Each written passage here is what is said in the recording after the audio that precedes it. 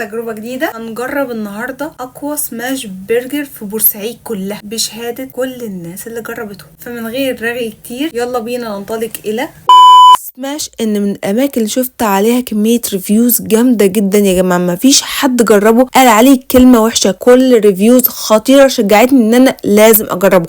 المكان موجود في بور فؤاد شارع الجمهوريه.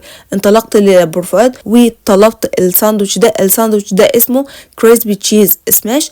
اي ساندوتش انت بتطلبه من عند سماش ان بيجي معاه فرايز. احلى حاجه كمان ان الفرايز والساندوتش بيتحضر قدامك، كل حاجه بتتحضر قدامك فريش. البطاطس كانت سخنه وبيستخدموا توابل خطيره جدا جدا، وكميه البطاطس في الباكت كميه محترمه قوي.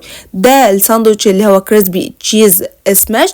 انا طلبته دبل قطعتين سماش برجر عليهم قطعه من الجبنه كريسبي كده ومتغرق صوص تشيدر، وكمان بيحطوا عليه خس وعيش البريوش المحمص بتاعهم ده خطير. العيش طعمه يجنن، والسماش برجر بقى ذات نفسه يا جماعه جامد قوي. لا لا لا، اللحمه بتاعتهم اللي مستخدمينها لحمه جودتها عاليه جدا جدا. كمان بيجي مع الساندوتش علبه فيها صوص الباربيكيو. حطيت التركايه دي والطعم كان خطير. تجربه سماش ان تجربه محترمه قوي، حبيتها جدا. تجربه سماش ان في بورسعيد تجربه اديها مش 10 من 10، 100 من 10. تجربه جامده جدا، اكررها تاني. جماعه طلع عندكم حق، سماش ان هو اجمد واقوى سماش برجر في بورسعيد كلها. دي كانت تجربتي مع سماش ان. هستناكم تجربوه وتقولوا لي رايكم في الكومنتس. اما لو حد جربه قبل كده فيا ريت يقول لي جربته من عنده ايه عشان نروح نجربه المره الجايه، لان اكيد هجربه تاني. وانتظرونا ان شاء الله في تجربه جديده